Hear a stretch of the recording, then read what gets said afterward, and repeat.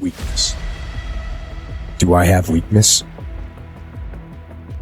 I am nothing but weakness. I'm not naturally strong or fast or flexible. I'm certainly not the smartest person in the world. I get emotional over stupid things. I eat the wrong foods. I don't sleep enough. I procrastinate and I waste time. I care too much about meaningless things and not enough about important things. My ego is too big. My mind is too small, often trapped inside itself. Now, all that being said, I am the same. A person's strength is often their biggest weakness, but their weaknesses can become strengths. Success, guys, a very, very lonely road, man. Along that road, you're not going to see too many friends. You see your shadow most often. You got to trust in the heart of hearts. Inside what you're doing, what you believe in is a worthy cause, a winnable fight. I wish I could tell you you're tired, go take a break. I wish I could tell you tired, rest for a year. I wish I could tell you that it's gonna get easier. I wish I could tell you it's gonna get easier. I wish I could tell you that if you just keep going, it's gonna get lighter. I dare you to take a stand today to say no more. I will no longer accept this for my life. I dare you to take action today. I dare you to write your goals down and get someone to hold you accountable. I dare you to hold yourself accountable. I dare you to give up everything that is keeping you from your dream, to say no to all the negative influences. I dare you to pick up a book instead of a drink. I dare you to work harder than you think you did yesterday. I dare you to prove them wrong. I dare you to prove yourself right. I dare you to stand up as a man or as a strong woman, as whoever you are, and declare that you are going to claim a bigger and better life for yourself. When you get to the point where enough is enough, when you get to the point where it hurt real bad, when you get to the point when it's over, when they're tired, when they're frustrated, when they're ready to give up, when they spent their last dime, that's when they get started. But what you cannot do is you cannot quit during the process. You cannot give up because it ain't what you see. You cannot give up. Pain is there to make you better.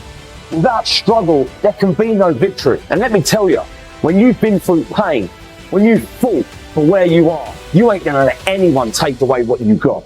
When you've earned it and paid your dues and suffered and failed, been hurt and been down, and you get back up, when pain and struggle comes to face you again, you look it in the face and stand it down.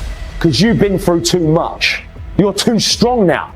Everything that has happened to you up until this point has made you who you are.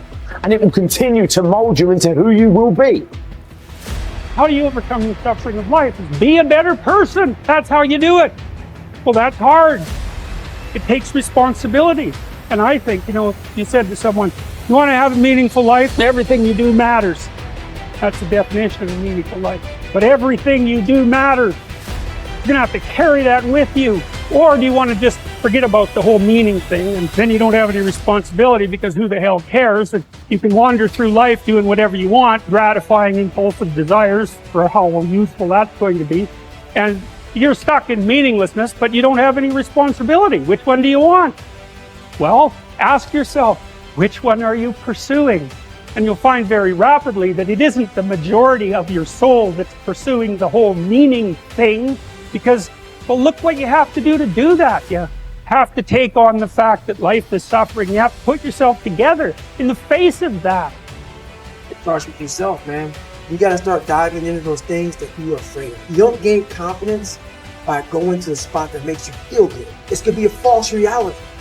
And the second life gives you that challenge, all you want to do is go back to what made you confidence or what gave you confidence. Is that happy spot? No. What gives you confidence, what gave me confidence, was spending years at a kitchen table trying to learn how to read and write on my own. Realizing I can't learn the way you learn. I can't, but I can learn. What gives you confidence, not being afraid, is overcoming the fear. I used to stutter severely bad. So right now, I don't know how many people are gonna watch this. You know what gives me confidence? Is knowing I no longer care. if I sit here and start stuttering. That's what gives me confidence, is facing these things, overcoming them. And maybe not overcoming them every day. Facing and facing and facing. Pretty soon, like this, oh man, this is where it's at. It's not in that comfort zone. It's in the discomfort zone is where my confidence is getting built. Mm-hmm. That's where it's getting built. The people want they want an easier answer. There has to be an easier way. It's not. I'm sorry. I searched for it my entire life. I did. You lied. I lied. I did everything. And I still felt empty. I walk around with a backpack and all my stuff in there, with no car. Right. And I walk around happiest person in the world. Have nothing. Happy as hell. It's because I found out the whole key to life. It's not in all that. You have to face yourself. So many people live to be 100 years old and they die miserable, having everything, because they never examine. I call it my live autopsy. You never examine this. Happiness, peace, enlightenment, it's all up here, man. It's all up here. And if I start talking like this, people are, man, I don't know. It's the truth, man. It's all up here. You just got to be willing to go and face it. And that's the hard part. Attitude is a reflection, a result of a person's will. It is incalculably powerful. It can bring about marvelous results for us, but we need to train it patiently, day by day. Now let's talk about the attitudes of people who are successful. The top 5% of the people who go sailing through life from one success to another, and who, even when they fail at something, shrug it off and head right out again. No matter who the person is or what he does, men and women in sales, business executives, people in all the professions, wives and mothers, students, top people in the armed forces, public servants, men and women in the service of religion, working men and women in all fields of endeavor, wherever you find a person doing an outstanding job and getting outstanding results, you will find a person with the right kind of attitude. These people take the attitude toward themselves that they can accomplish what they set out to accomplish, that there's no good reason on earth why they can't be competent, successful. They have a healthy attitude toward themselves and, as a result, toward life and the things they want to accomplish. And because of this, they achieve some remarkable things, and they come to be called successful, outstanding, brilliant, lucky, and a lot of other things. They're quite frequently no more brilliant or outstanding than the majority of the people by whom they're surrounded. But they did develop the right attitude, and they found their accomplishments not too difficult, and many times surprisingly easy, simply because it seems that so few are really trying, really believe in themselves. Successful people come in all shapes and sizes and in widely varying degrees of intelligence, background, and so on. But they all have one thing in common. They expect more good out of life than bad. They expect to succeed more than they fail. If you want something worthwhile, take the attitude that there are a lot more reasons why you can have it than there are that you cannot, and set out to earn it. Go after it, work at it, ask for it, and 9 times out of 10, you will get it. Our environment is really a mirror of our mental attitude. If we don't like our environment, we have to change our attitude first.